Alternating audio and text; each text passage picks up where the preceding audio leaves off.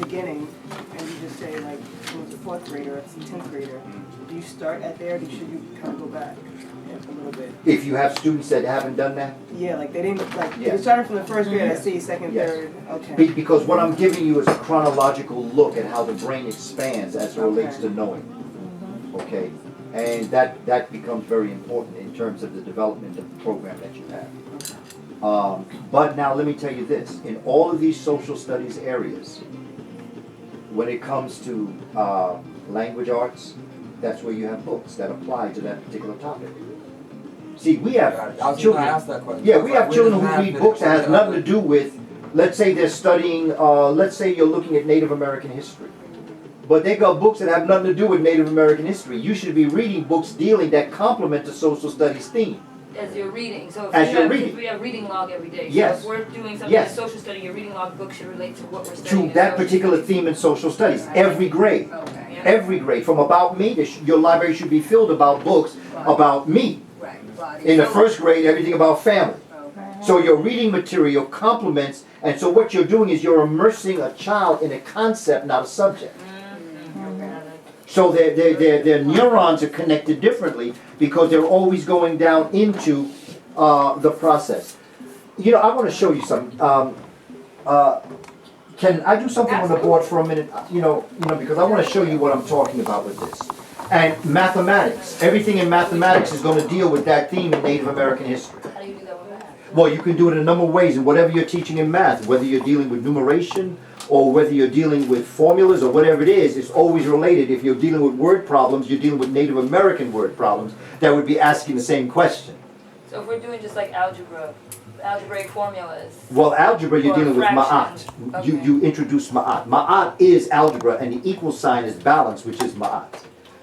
And then you can compare the algebraic equation to music, because Ma'at is also the patron of music.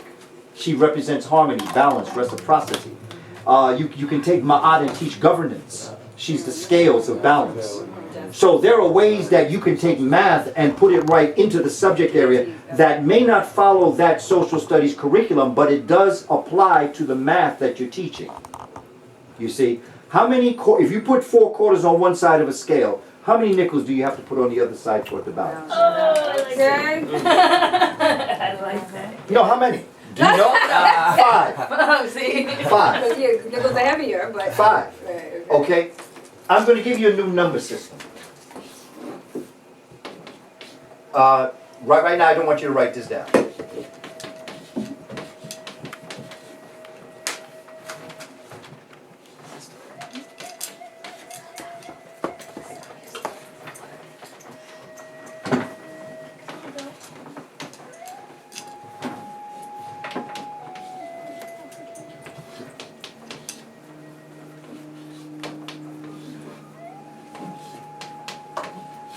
Okay?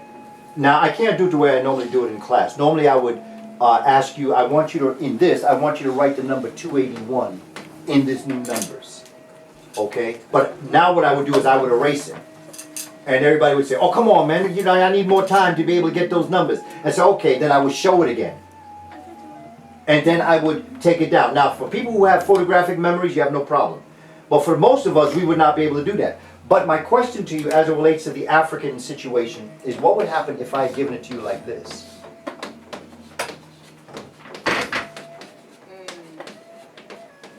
You see the 1, absolutely. the 2, Wow, the okay. 3? You see, that's called an aha moment in education. Now, what was the problem the first time I gave you? What would give you a challenge? The numbers are not put in the structure. It's not structured, Yeah. and I gave you the picture first.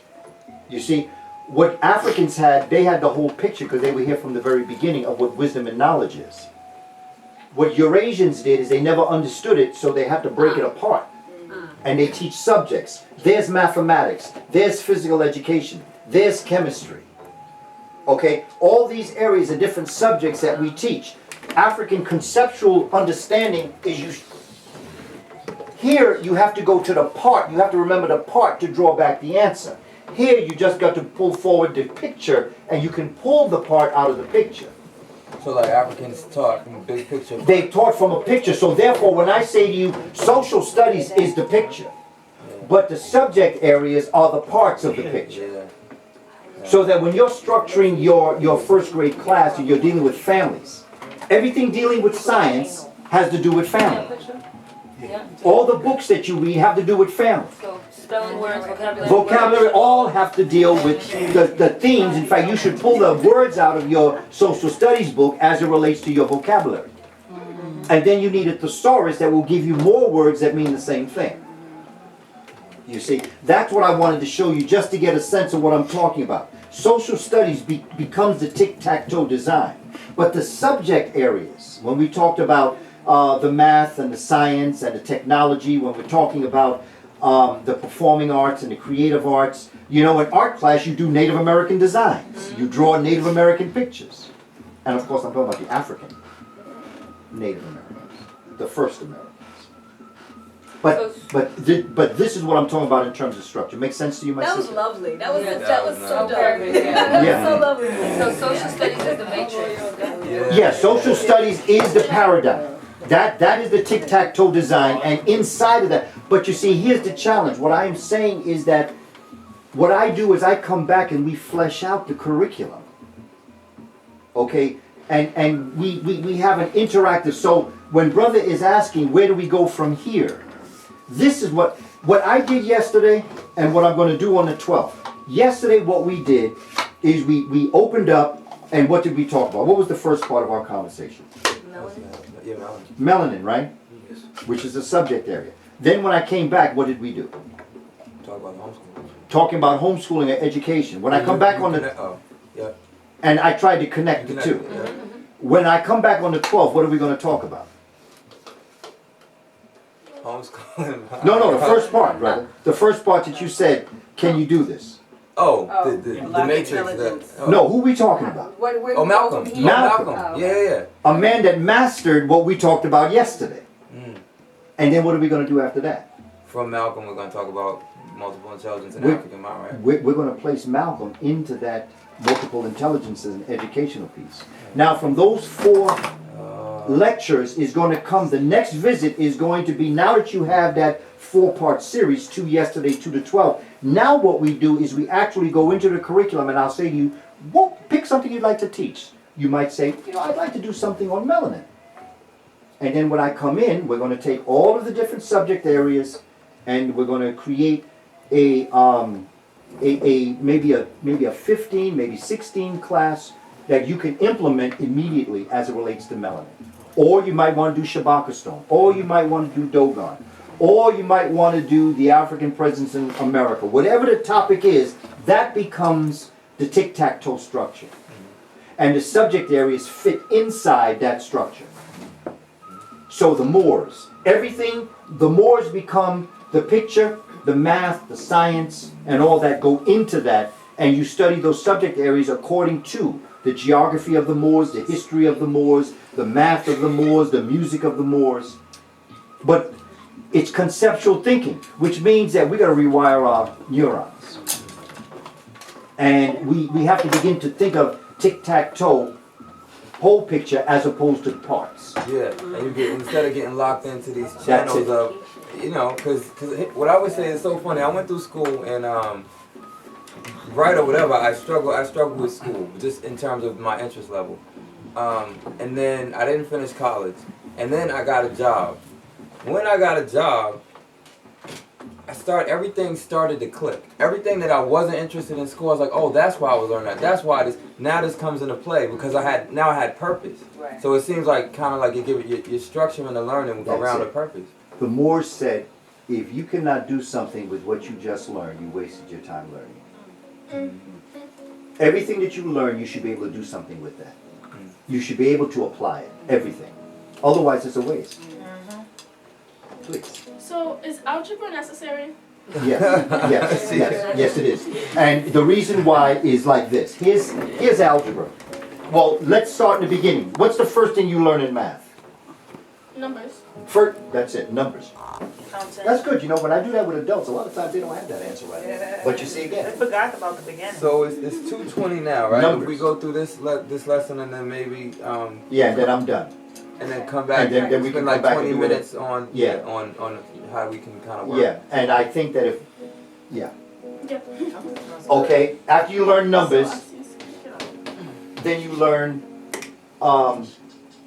Addition. addition, right? No, you learn subtraction. Subtraction, Multiplication, division, distributive property, associative property. relative property. There we go, all that, PEMDAS, please excuse my dear Aunt Sally, and you learn order of operations, and, you know, you learn all about that, right? Okay, so what you're Then doing is you're prime and composite numbers. yes, absolutely, see, you're manipulating numbers, right?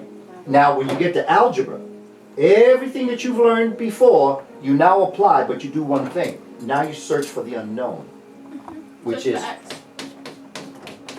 same thing you learned in first grade, but now you have a variable. You take something out, and then you have to solve it. Now, how do you do this? What you have to do is that whatever you do on one side, you gotta do to the other. So what do? You subtract. Equals 1. Okay?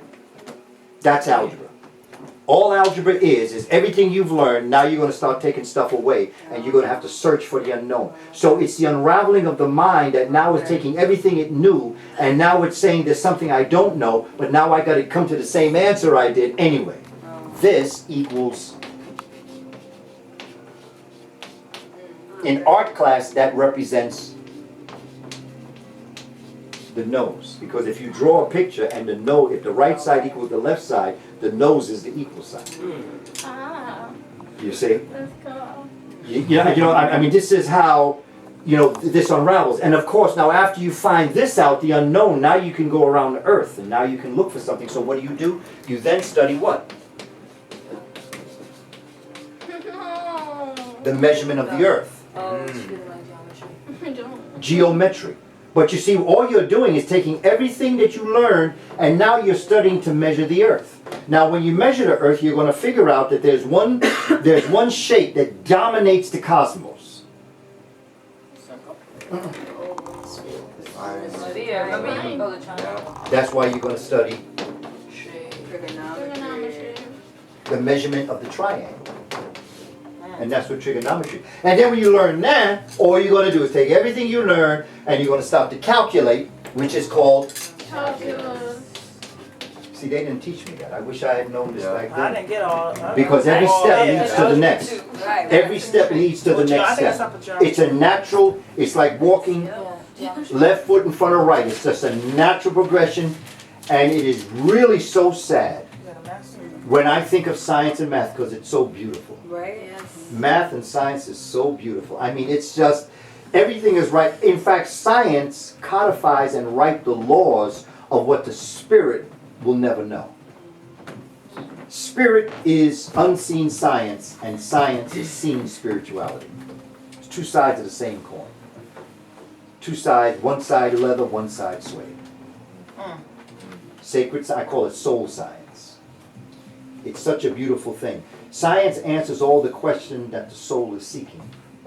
And soul asks all the questions that science can answer. Except one. And that is the source of the creator. And that's what we're all heading towards. And that's why when we join the ancestors, that's the one answer we get at that point. And everything we do in life is meant to lead you there. It ain't about getting a good job. It ain't about making a lot of money. It's about searching yourself, bless you, and learning soul science.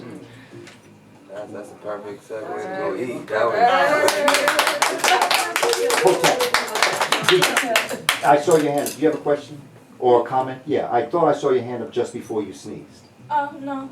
Okay, I maybe the think I sneeze. thought Yeah, maybe the this was sneeze coming knocked before that. Okay, but this basically is just an overview of where we go from here. Okay, and how we now it's time, now we got all this, there's a few other things I want to present, but the next step, see, the lecture is good for people that need to get that information, but where y'all are right now, you need to apply it. Because you're doing what you're supposed to be doing, and I assist communities around the country in developing these conceptual frameworks, and let me tell you something, every community is different. Your needs and wants will be very different, maybe from Richmond, Virginia, will be very different from Los Angeles or Chicago or Detroit. They may be very different, but they will have a cultural unity that connects it all together. And these are the basic fundamental principles that our ancestors learned and taught, and it's a wonderful experience. And that's why I'm so hyped up when I teach, because I'm hyped up. I'm more student than teacher. In fact, I'm such a avid student, I just want to teach everybody what I'm learning. Exactly. And that's what a teacher should be. It should be a student that just want to teach, bless you, what they're learning. That's how our attitude should be. We should be master teachers, master students that want to teach, that eventually become master teachers. Or jegnas is the word that we use, jegna. Jegna. And Ethiopia has a term, jegna. I'm trying to think of it. I'm trying to call it forward. But there's a word, kojegna, or something that means the master teacher, the wise one in the community. There's a word. Hopefully I'll think of it. If not, I'll bring it with me next time. But this basically is where I see this, and I look forward to the 12th. All right, well,